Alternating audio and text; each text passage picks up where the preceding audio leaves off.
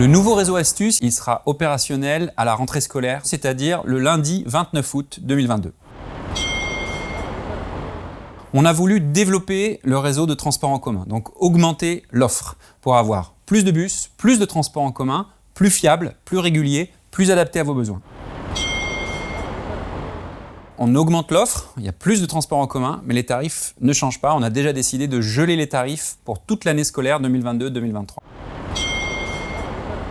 Cette fois-ci, on a essayé de changer d'approche et d'avoir un réseau qui soit moins en étoile et plus transversal pour être plus adapté à vos besoins et éviter la congestion en cœur d'agglomération. Donc on est d'abord parti des besoins des habitants, là où ils vont se déplacer, pour avoir plus de lignes, plus d'offres. On augmente l'offre de 10%, ce qui est tout à fait considérable, pour s'adapter à vos besoins. Les transports en commun dans notre agglomération, au total aujourd'hui, ça coûte autour de 100 millions d'euros. Et là, on ajoute 10%, donc ça coûte à peu près 10-11 millions d'euros en plus.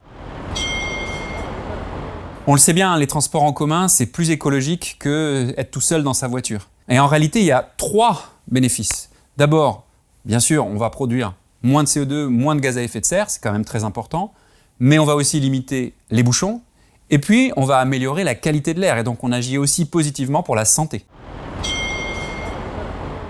Quand vous prenez les transports en commun, on ne le sait pas toujours, mais par rapport à l'usage d'une voiture, ça va vous coûter entre 10 et 15 fois moins cher. Alors bien sûr, ce n'est pas toujours adapté à tout le monde, mais si vous pouvez le faire, il faut savoir que ça va coûter 10 à 15 fois moins que prendre la voiture. Parce qu'il y a le coût de l'essence ou du diesel, mais il y a aussi tout le coût de l'entretien de la voiture et tout le reste. Ensuite, évidemment, le CO2, c'est en gros 3 fois moins d'émissions de CO2.